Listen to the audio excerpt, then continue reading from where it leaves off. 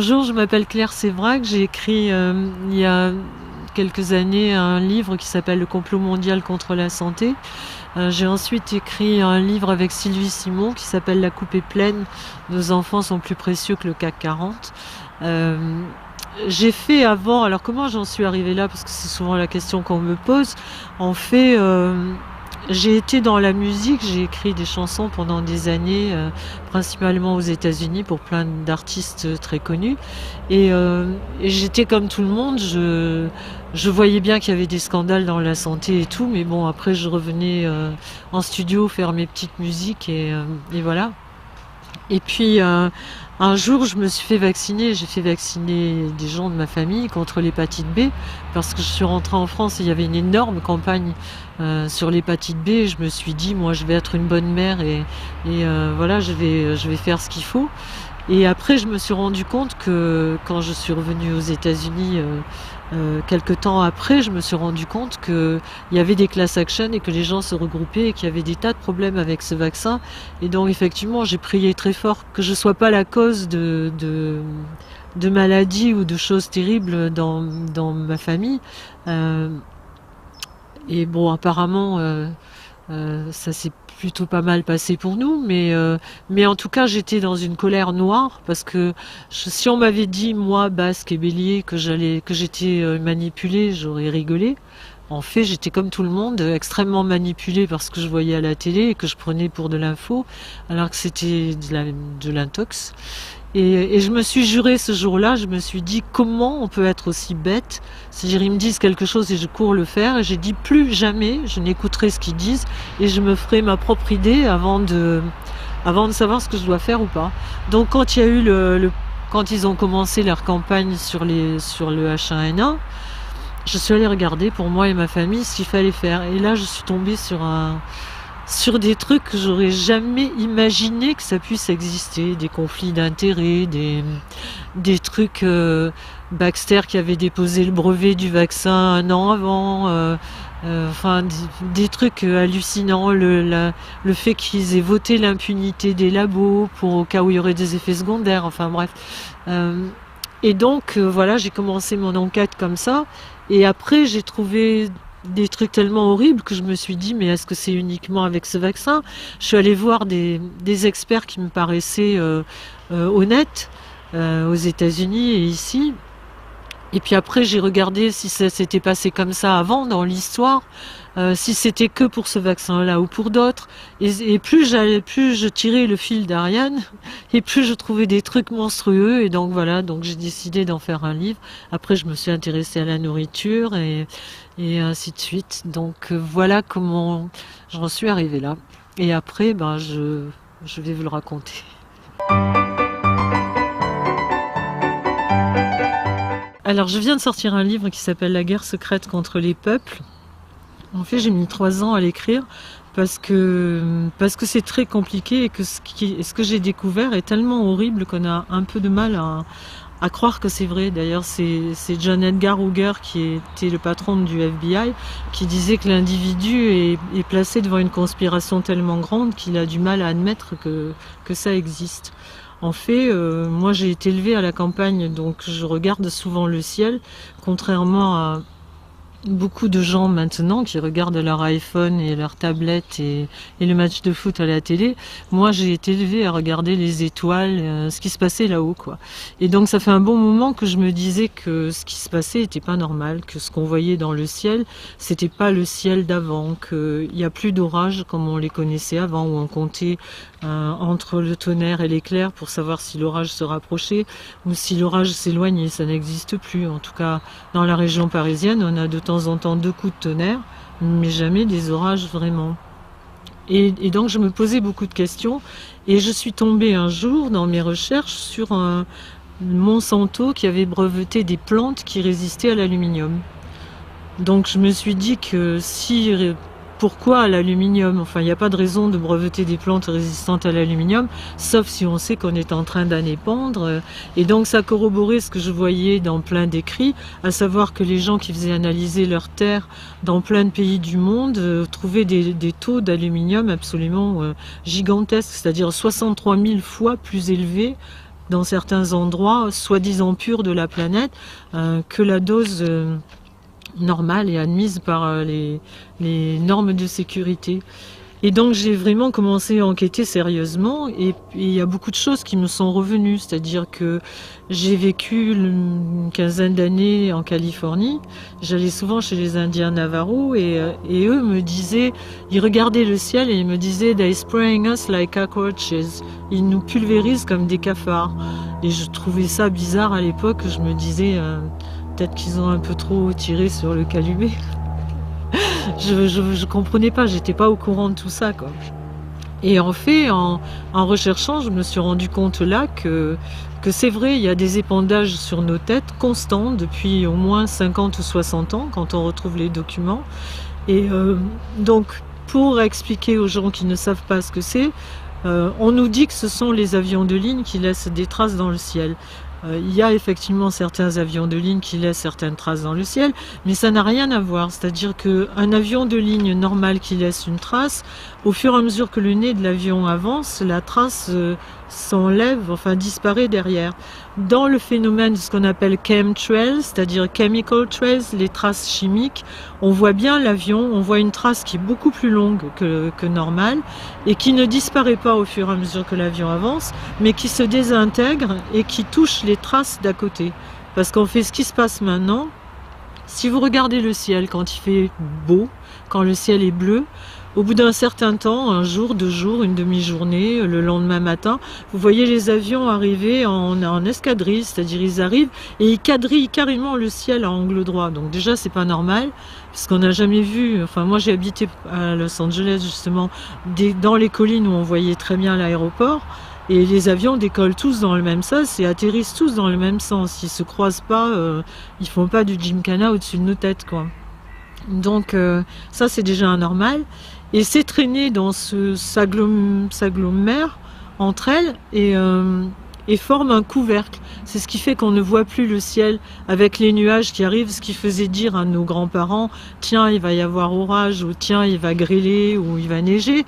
Maintenant, on voit le ciel bleu, immédiatement après que les avions passent, on voit un couvercle au-dessus de nos têtes. Ça, c'est dû à des épandages chimiques. Et même s'ils disent que c'est pas vrai, c'est vrai. Il y a maintenant des preuves que non, moi quand j'étais aux États-Unis et qu'on disait mais non c'est pas vrai, ils sont fous ces Indiens, etc. Et plein d'autres endroits, Las Vegas, le Marineland, il y avait beaucoup d'endroits où les gens se plaignaient. On leur disait d'aller se faire interner parce qu'il se passait rien. En fait, si, parce qu'il y a eu des documents donc, que j'ai retrouvés, qui sont des documents déclassifiés de l'armée américaine, qui ont été déclassifiés en 2004, à la demande de journalistes de l'AFP, et qui prouvent bien, les documents sont à la disposition des gens maintenant, et on voit bien qu'ils ont épandu au-dessus de Vegas, au-dessus de Corpus Christi, du Marineland, de plein d'autres endroits au-dessus des États-Unis. Alors, ils ont épandu du barium, du strontium, de l'aluminium. Il y a même à Corpus Christi, et je ne sais plus dans quel autre endroit, ils ont épandu des bactéries pour faire des essais pour la guerre du Golfe et pour voir quel est le pourcentage de gens qui allaient développer un cancer en dessous. C'est très intéressant. Donc on se dit que, enfin moi personnellement, je me dis que s'ils nous ont menti pendant 30 ans, j'ai pas l'impression qu'ils soient devenus plus honnêtes. Donc j'ai tendance à croire que ce que je vois c'est la réalité, ce que nous voyons est la réalité et pas ce qu'on nous dit dans les médias mainstream. Les traînées de condensation ne se forment qu'à moins 40 degrés avec plus de 70% d'humidité et les avions de ligne volent obligatoirement depuis 2002 ou 2004 au-dessus de 8000 mètres d'altitude. Donc si c'était des avions de ligne, on ne les verrait pas, sauf à habiter à côté d'un aéroport et voir les avions qui décollent ou atterrissent. Donc ce sont des mensonges purs et simples, comme le fait de... Enfin, je veux dire, moi j'ai pris l'avion pendant des années de ma vie, j'ai jamais vu d'avion qui revenait à l'aéroport parce qu'ils avaient oublié quelque chose. Donc quand on en voit qui arrivent au bout de l'horizon et qui repartent dans l'autre sens et qui quadrillent, ça ne peut pas être des avions de ligne. En plus, depuis, il y a eu des tas de témoignages de gens qui sont mécaniciens, etc., sur les avions, qui ont expliqué comment les avions étaient, comment échanger les équipements des avions pour que les épandages puissent se faire de manière sans qu'il y ait beaucoup de gens qui soient au courant. Et aussi, il y a des écrits d'ailleurs qui datent 1970 d'un monsieur qui s'appelle Zbigniew Brzezinski et qui était l'éminence grise de tous les présidents américains, qui est toujours d'ailleurs le conseiller d'Obama et qui était le conseiller de tous les présidents démocrates et républicains et qui disait déjà à l'époque qu'il y aurait des épandages comme ça et que le climat deviendrait l'arme absolue de l'Amérique.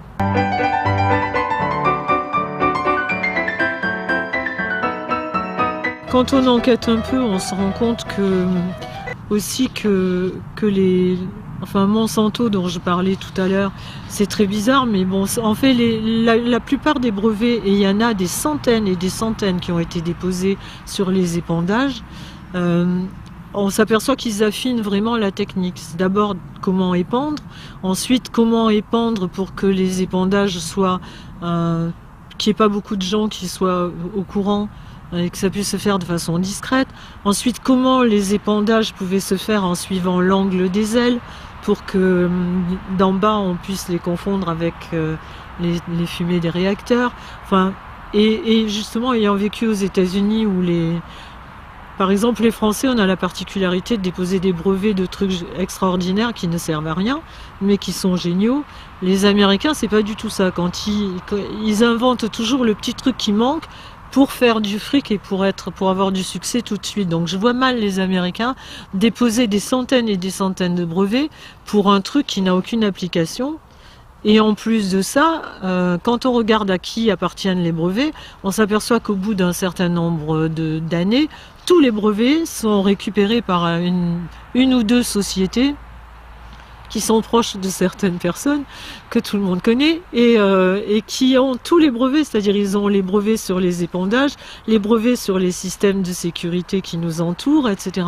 Donc ça fait quand même beaucoup de coïncidences. Et les témoignages, ce qui est quand même le plus fort, c'est que les gens qui disaient vivre ces épandages, on sait maintenant qu'ils n'avaient pas rêvé, que c'était vrai. Et qu'il y en a même un qui disait qu'il avait fait analyser à l'époque les épandages et il avait trouvé des cellules de sang humaines. Et ça paraissait tellement incroyable qu'on pensait que le mec, lui, était carrément fou. Et en fait, vous verrez par la suite avec ce que je vais vous raconter qu'il ne devait pas être si fou que ça. Et aussi, j'ai découvert un traité qui date de 1975 entre les États-Unis d'Amérique et le gouvernement canadien, qui commence par article 1, conscient que nous épandons des deux côtés de la frontière, et en clair que la frontière, quand on épand, ne respecte pas la frontière qui a été établie par les hommes, et donc ça peut aller des deux côtés de la frontière et faire double emploi. Donc je vois mal deux puissances comme les États-Unis et le Canada faire un traité pour un truc qui n'existe pas. Il y a aussi un traité de 2001 qui s'appelait Space Preservation Act 2001, qui mentionnait dans les armes exotiques, il y avait marqué chemtrails et aussi les armes tectoniques et les armes nanoparticules, etc. Ce traité a été immédiatement renvoyé par le Congrès. Il a disparu de la circulation et en 2002, quelques mois après, il y a eu le Space Preservation Act 2002 où il y avait c'était exactement le même traité, mais dans la liste des armes avaient disparu les chemtrails, les armes tectoniques, et donc ça aussi, quoi, ça interroge évidemment. On se demande effectivement pourquoi est-ce qu'ils épandent. Et là encore, quand on regarde les écrits de Zbigniew Brzezinski, qui lui n'est pas un monsieur qui fait de la science-fiction, hein. Tout ce qu'il nous a dit jusque-là nous a été appliqué. Il a écrit aussi il y a 30 ans un bouquin qui s'appelait Le Grand Échiquier, et où il disait qu'en fait, donc, dans 20-30 ans, c'est-à-dire maintenant, là, on serait dans une société du 20-80, c'est-à-dire 20% de la population suffirait à faire marcher le système et 80% ne servirait strictement à rien parce qu'avec la robotisation et tout, ils n'auraient aucune chance de trouver du travail, donc pas d'argent, donc pas intéressant puisqu'on pouvait rien leur vendre, donc à éradiquer. Et quand on voit où on en est maintenant, on a bien compris, et donc il disait qu'il fallait nous appliquer une théorie qui était le tititainment, tits pour la poitrine, et entertainment, c'est-à-dire bercer les gens, la population, avec la il disait bien la nourriture physique et mentale, c'est-à-dire bercer les gens comme un enfant sur la poitrine de sa mère. C'est-à-dire en gros nous endormir et qu'on voit pas trop ce qui se passe jusqu'à ce qu'on disparaisse de la circulation. On voit bien qu'il n'a pas menti, puisque c'est exactement ce qui se passe, et que quand on nous promet le plein emploi et que tout le gouvernement est mobilisé pour le plein emploi, il se passe rien évidemment, puisqu'il n'y a plus de travail. Mais bon, apparemment c'était prévu, quoi. Donc, on est évidemment obligé de se poser beaucoup de questions. Pourquoi est-ce que ces épandages ont lieu? Donc pendant 30 ans, au moins depuis que les gens s'en sont rendus compte, tous les gouvernements nient en bloc que ça existe. On nie en bloc que ça existe. Je ne parle pas de l'IPCC qui est le GIEC en France, qui eux nous disent non, ça n'existe pas. Maintenant, dans le rapport numéro 5, ils disent que ça existe, mais c'est un plan B au cas où le réchauffement climatique serait devenu terrible et qu'on ne pourrait pas survivre. En fait, ce qui est très drôle dans le rapport du GIEC, c'est que ça n'existe pas, mais au chapitre 7, je crois que c'est 7 ou 5, ils disent qu'il ne faut surtout pas arrêter parce que le réchauffement s'amplifierait. Donc, moi, dans ma petite tête imbécile, je me dis qu'un truc qu'il ne faut pas arrêter, c'est que ça a forcément commencé. Ou alors on parle pas la même langue, quoi. Donc voilà, c'est très bizarre. Puisqu'on parlait du réchauffement climatique, quand on enquête un petit peu dessus aussi, on se rend compte que c'est certainement pas nous, avec nos petites voitures diesel et les vaches qui pètent, qui provoquons le réchauffement.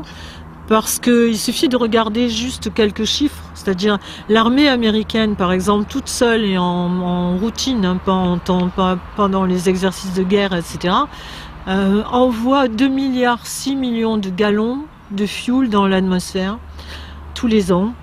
Et en gros, quand on compte tout ce qu'ils envoient selon toutes les techniques, les avions, etc., je crois que c'est de l'ordre de 56 milliards de gallons par an. Donc franchement, par rapport à nos petites voitures diesel qui polluent dans Paris, donc en fait, je ne suis pas la seule à le penser, hein, il y a des gens qui ont enquêté avant moi là-dessus aux États-Unis, beaucoup de savants qui ont bien compris que le réchauffement, c'était nouveau truc qu'on agite, c'est-à-dire en général quand ils veulent nous faire quelque chose, ils agitent d'abord la peur et après ils ont l'antidote. Et tout ça c'est pour engranger du pognon évidemment. Donc le réchauffement climatique, si réchauffement il y a, parce qu'il y a quand même 32 000 chercheurs qui ont signé un manifeste pour dire qu'ils n'étaient absolument pas d'accord avec ce qu'on nous disait sur le réchauffement climatique. Mais ça évidemment on n'en entend pas parler. Comme le Philippe Verdier de la météo d'Antenne 2 qui s'est fait virer dès qu'il a osé dire qu'il en avait marre de raconter des mensonges à l'antenne. Voilà le monde, la démocratie et la liberté de penser dans laquelle on vit.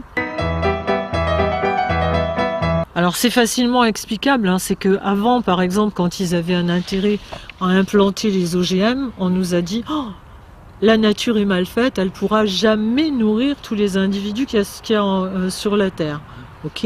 Donc il faut des OGM. Avec le recul, on a tous vu que les OGM, ça avait créé le suicide des paysans en Inde, en Afrique, que même là où ils vivaient mal, mais ils vivaient de leur culture vivrière, ils ne mouraient pas de faim. Maintenant, ils crèvent de faim. Il n'y a jamais eu autant de gens qui mouraient de faim sur Terre.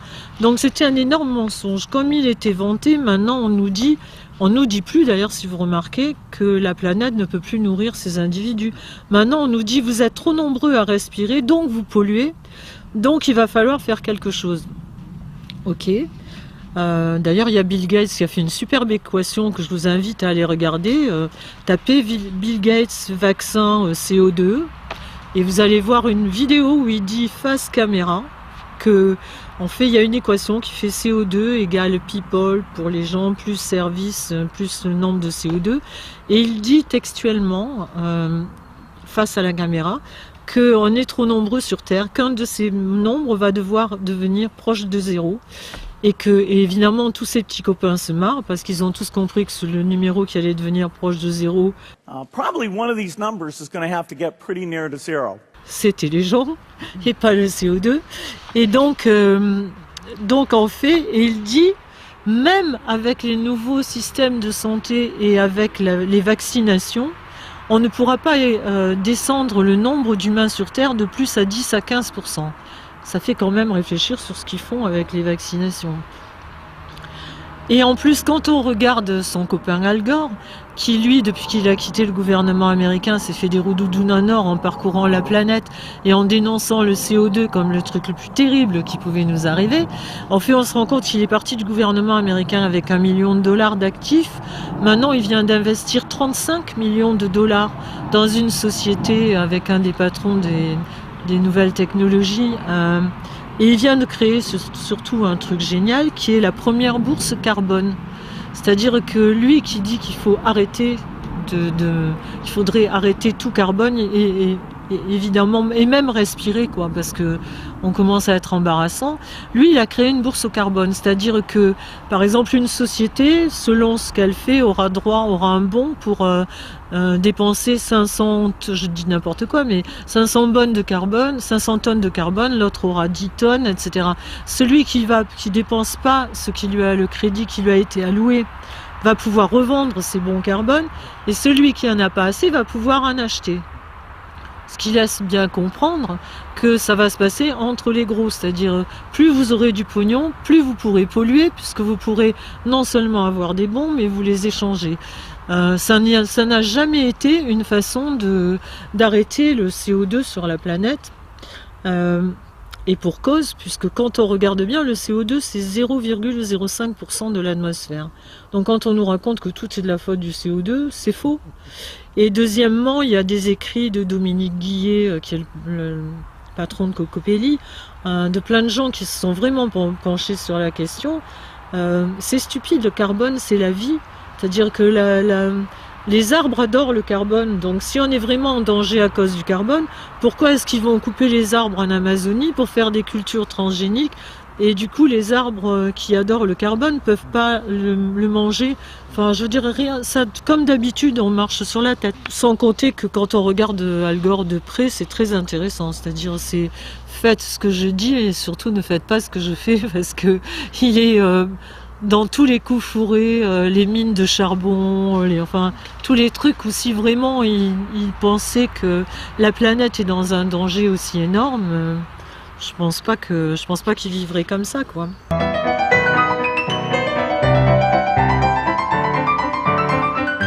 Pourquoi est-ce qu'il nous raconte tout ça et pourquoi est-ce qu'ils épandent et pourquoi on nous parle du réchauffement de cette façon et tout. Alors, il y a une phrase de Zbigniew Brzezinski que je veux quand même vous lire parce que ça dit tout et ça a été écrit justement en 70 dans Between Two Ages. Il dit: l'espace et le contrôle du climat ont remplacé Suez ou Gibraltar comme éléments clés de la stratégie. Et quand il parle de modification climatique dans son livre, c'est uniquement comme l'arme absolue qui va être à la portée des Américains. Et il cite les travaux de Gordon MacDonald. Il dit: avant 2018, la technologie mettra à la disposition des nations majeures des techniques pour conduire des guerres secrètes dont seulement un minimum de forces de sécurité aura besoin d'être au courant. Une nation peut attaquer une nation concurrente secrètement par des moyens bactériologiques, affaiblissant entièrement la population avant d'en prendre le contrôle avec ses forces armées. C'est clair. Ou bien des techniques de modification du climat pourraient être employées pour produire des périodes prolongées de sécheresse ou d'inondation, affaiblissant ainsi les capacités d'une nation et la forçant à accepter les demandes de sa rivale. À part ça, on est des complotistes. Donc la géo-ingénierie est bien une réalité.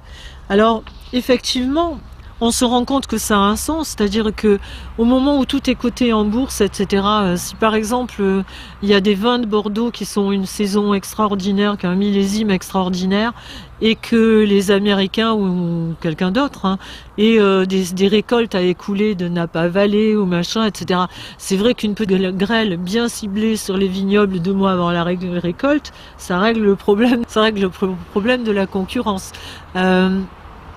Après, donc ça c'est pour la guerre économique. Après, il y a aussi ce qu'il vient de dire, c'est-à-dire comment influencer une autre nation.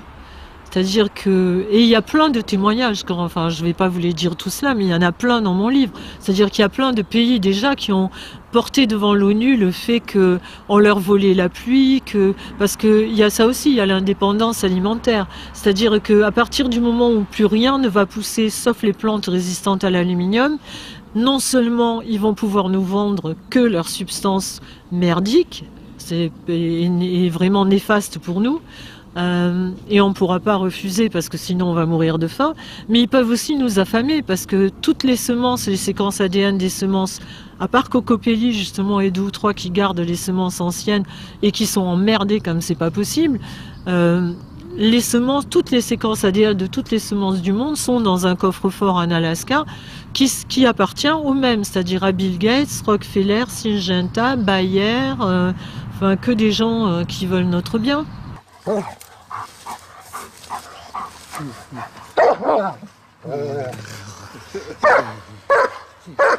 Effectivement, on sera obligé soit de manger ce qui leur appartient, ou alors de crever de faim, et on n'aura plus aucune indépendance alimentaire. L'eau, c'est pareil, c'est-à-dire qu'à partir du moment où vous pouvez créer des nuages qui sont porteurs d'eau, ou assécher les nuages avec des épandages, par exemple, d'aluminium qui vont refléter les trucs, ou qui vont, par exemple, ils épandent aussi des polymères.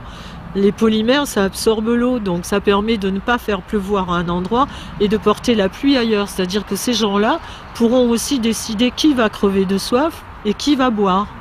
Et donc ça pose vraiment des tas de problèmes au niveau de l'humanité. Après, il y a effectivement les guerres, comment mettre une nation à genoux, hein. C'est-à-dire que si on peut faire un ouragan, et ils peuvent effectivement avec le système HARP, dont je vais vous parler tout de suite après, ils ont la possibilité de créer des ouragans, des tremblements de terre, des tsunamis, ce qu'ils veulent, hein. Donc ça permet de dire à une nation, si t'es pas sage, voilà ce qui va t'arriver. Ou si carrément s'ils insistent, de le faire et puis de voir après. Quand on a X milliards de destruction dans un pays, on est un peu moins enclin à tenir tête. Et puis il y a aussi l'armée, c'est-à-dire tout ce qu'ils peuvent faire effectivement comme système de surveillance et de guerre, hein, carrément de guerre, c'est-à-dire de mettre un continent effectivement ou un pays à genoux.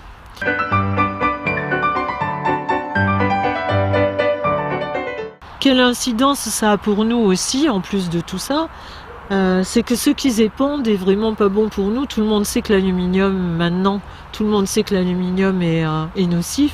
Alors quand ils nous disent que c'est pas vrai, l'aluminium n'existe pas comme ça dans le jardin, ou tout ça à l'état naturel. Je dirais, il faut l'extraire des mines, il faut le traiter, il faut ensuite le pulvériser, sinon il descend pas du ciel tout seul, hein, pas pour l'instant en tout cas. Donc c'est pas normal qu'il y en ait dans les bacs à sable de nos enfants. Donc effectivement maintenant ils commencent à dire que la géo-ingénierie existe. Évidemment c'est pour notre bien, c'est comme le réchauffement est terrible, il risque d'être terrible. Ils épandent en disant que ils épandent des particules d'aluminium, que le soleil, les rayons du soleil en se réfléchissant sur ces particules va repartir vers l'atmosphère et ne touchera pas la Terre. Depuis qu'ils nous parlent de réchauffement, on ne peut pas dire qu'il fasse très très chaud, à part les quelques jours là qu'on a eu au mois d'août, mais qui après tout était normal pour un mois d'août. Donc ils épandent de l'aluminium qui est très mauvais pour nous, du barium, parce que le barium est conducteur et ça permet, alors je vais peut-être faire une parenthèse sur le système HARP, c'est que tout ça est possible. Les épandages c'est qu'une petite partie, c'est-à-dire ils épandent, ok. Toutes ces technologies que j'ai décrites tout à l'heure et tous ces scénarios du diable sont possibles à cause d'un système qui s'appelle HARP et ce sont des immenses antennes de je sais, 30 ou 40 mètres de haut. Il y a 180 antennes en Alaska qui ont une puissance de milliards de watts et qui permettent justement de créer. Alors officiellement, c'est pareil, c'est pour scanner la Terre et suivre les sous-marins en plongée. Évidemment, ils ne suivent pas que les sous-marins, on s'en est douté. Et donc ça Ce qui est grave pour nous, c'est qu'ils envoient des tonnes, ils envoient des ondes haute fréquence dans l'atmosphère qui font comme un miroir et qui permet donc après pour eux de suivre effectivement les sous-marins et tout ce qu'ils veulent pour l'armée. Mais sur nous, ça redescend en micro-ondes et les micro-ondes sont extrêmement néfastes pour nous, premièrement. Deuxièmement, ça troue la couche d'ozone. C'est pas les vaches qui pètent, parce que entre les vaches qui pètent et la puissance de leurs émetteurs, je peux vous dire qu'il n'y a pas photo. Hein. Il faudrait vraiment qu'il y ait énormément de vaches. Mais cela dit, le gouvernement prend des mesures nickel. Bientôt, les vaches pourront péter que les jours pairs ou les jours impairs. On se fout de notre gueule en clair, quoi. Parce que le barium qu'ils épandent est conducteur, ce qui permet entre Harpe, qui est en Alaska, il y a plusieurs systèmes Harpe. Il y a Muos qui est en Sicile, il y a Pine Gap qui est en Nouvelle-Zélande. Il y a plein de systèmes comme ça.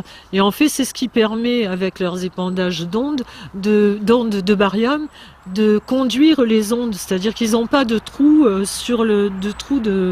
d'influence, quoi. Et c'est ce qui fait que nous, au lieu d'avoir les nuages normaux, on a un couvercle. Et donc tout se tient, hein, c'est quand on prend la peine d'étudier le problème. Après, qu'est-ce que ça a comme incidence aussi sur nous? C'est que bon, l'être humain n'est pas plus fait pour manger du pétrole qu'il est fait pour recevoir des ondes de toute nature. En plus, Harpe émet à une fréquence en continu, qui est une des fréquences de notre cerveau, enfin qui est dans les fréquences qui sont celles du cerveau humain. Donc personne n'a fait des études pour savoir ce que ça allait faire ou pas. Je veux dire, parmi les scientifiques qui font partie du gouvernement, enfin qui travaillent pour le gouvernement, dans les indépendants, il y en a qui ont fait des études, oui, et qui évidemment ont trouvé que ça ne faisait pas du bien. Après, il y a aussi du dibromure d'éthylène. Et puis il y a tout ce qu'on veut, c'est-à-dire qu'ils peuvent épandre un vaccin, ils l'ont fait en Nouvelle-Zélande par pulvérisation, si les gens ne sont pas d'accord. Ils épandent des nanoparticules.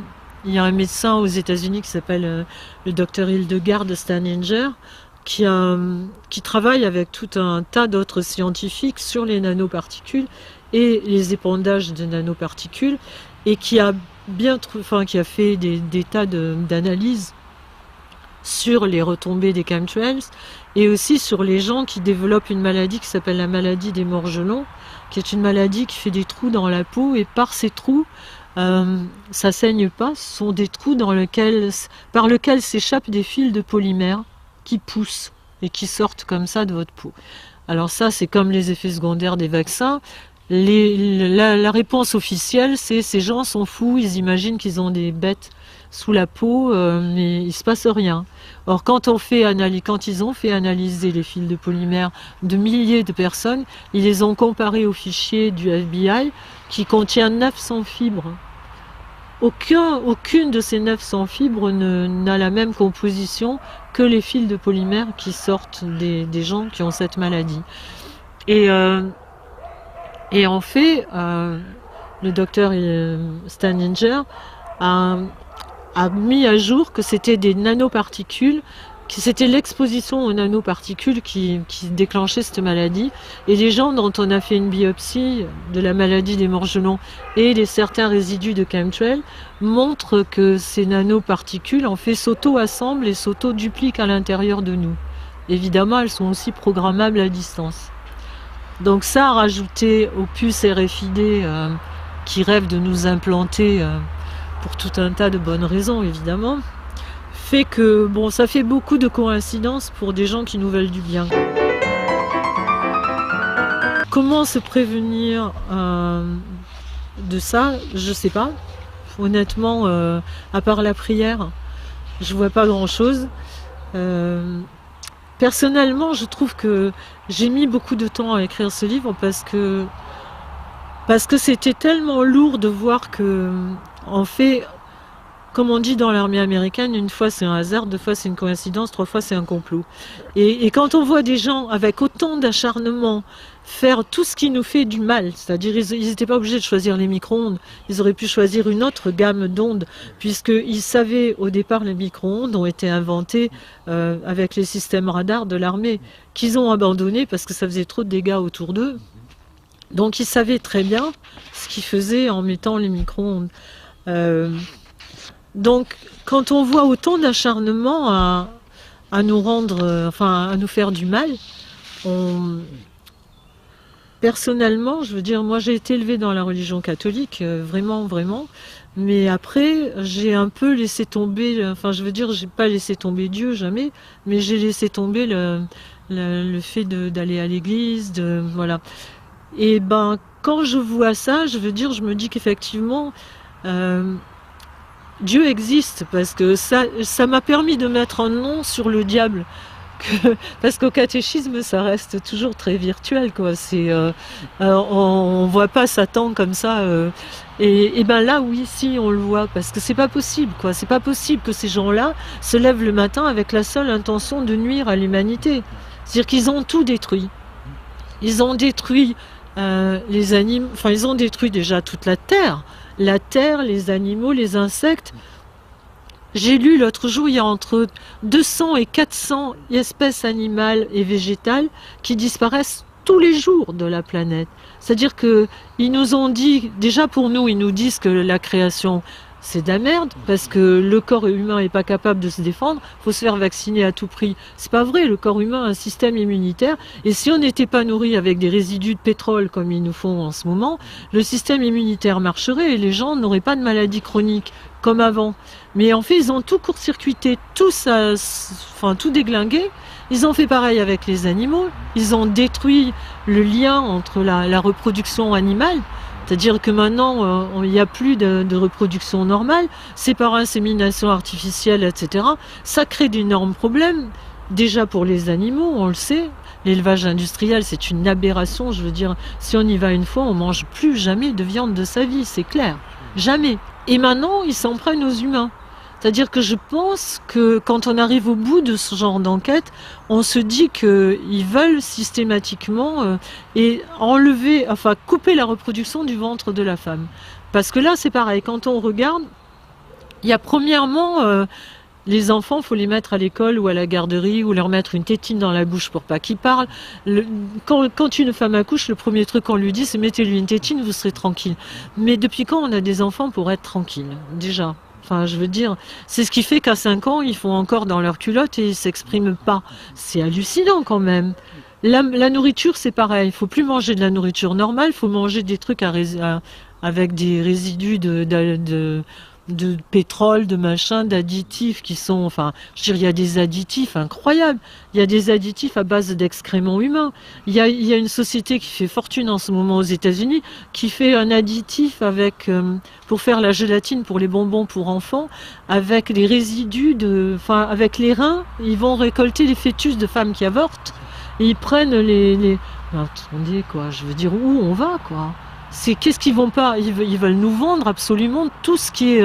Donc on nous coupe de la nature, on nous coupe du divin, on nous coupe de la résonance de Schumann, qui est ce qui nous relie aussi, je veux dire, non seulement au divin, mais à la mère terre et au père ciel, comme disent les Indiens.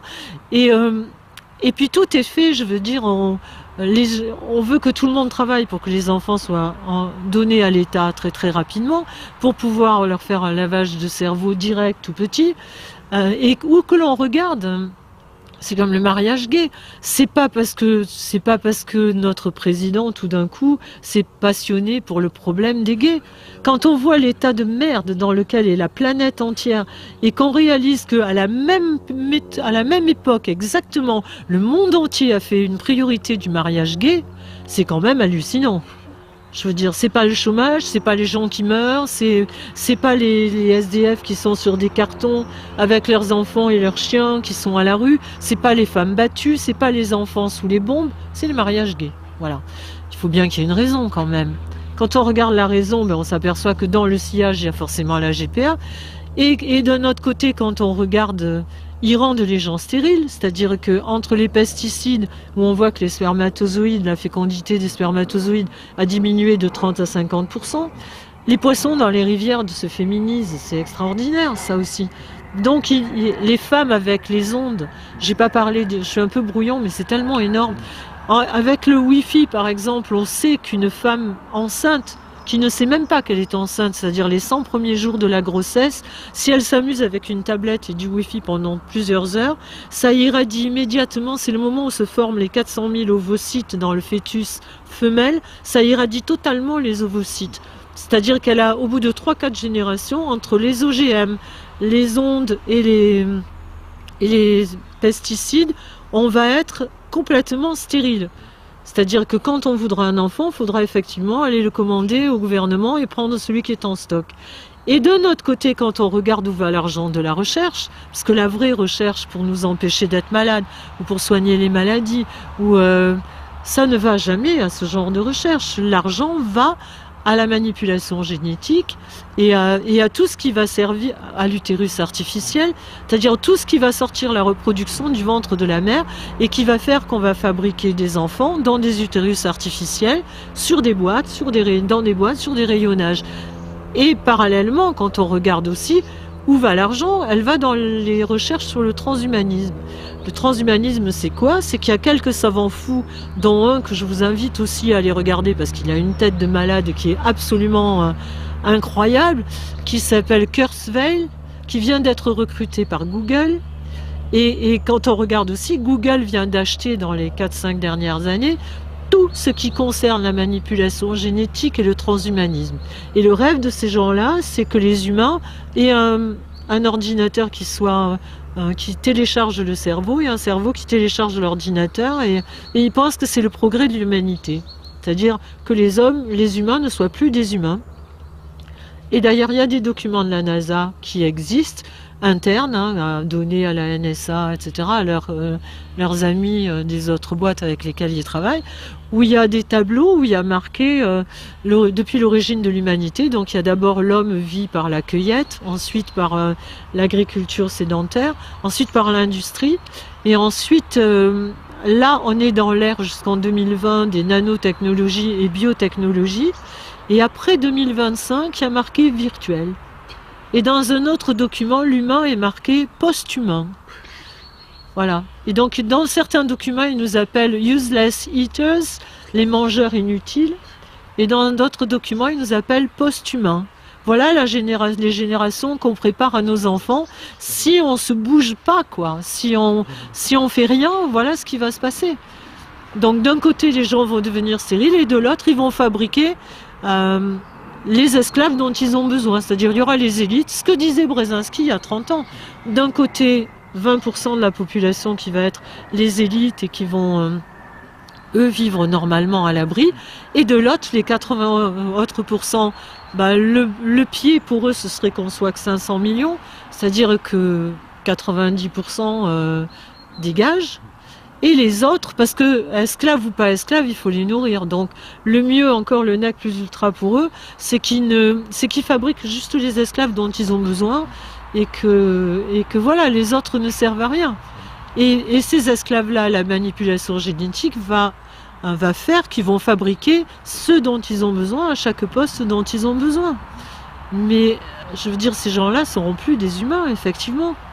Parce que quand on va rester branché sur un magnéto ou sur un ordi pendant 18 heures par jour, qu'est-ce que les gens vont avoir comme empathie? D'ailleurs, ils sont très contents, ils le disent comme ça. Ils n'auront plus de problèmes de gens qui sont amoureux et qui déconnent au travail, etc. Là, ce sera vraiment des zombies. Et voilà ce qu'on nous prépare, quoi. Donc, ça prend beaucoup de temps à voir que le schéma n'est pas... c'est pas des trucs au hasard, hein. C'est un schéma qui est vraiment et tout va avec. Hein. On voit bien qu'ils recherchent pas à créer des emplois et qu'ils éradiquent un maximum de trucs et qu'on va vers là, quoi qu'ils nous disent. Donc voilà, maintenant que je vous ai bien miné la santé, mais je peux pas faire autrement. Je pense qu'il faut être conscient et qu'il faut J'ai fini mon livre sur une phrase de John Lennon que j'aime beaucoup, qui disait il y a quelques années, qui m'a hanté pendant des années, qui disait si les êtres humains, au lieu de demander un écran plat, demandaient la paix, on aurait la paix. Et ben, je pense qu'il a raison. Si tout le monde se levait et disait on en a marre d'être empoisonné, du lavage de cerveau, de la non-liberté, on en a marre qu'on ne nous respecte pas en tant qu'être humain, qu'on ne respecte pas la création. Je pense que les choses changeraient, voilà. Merci.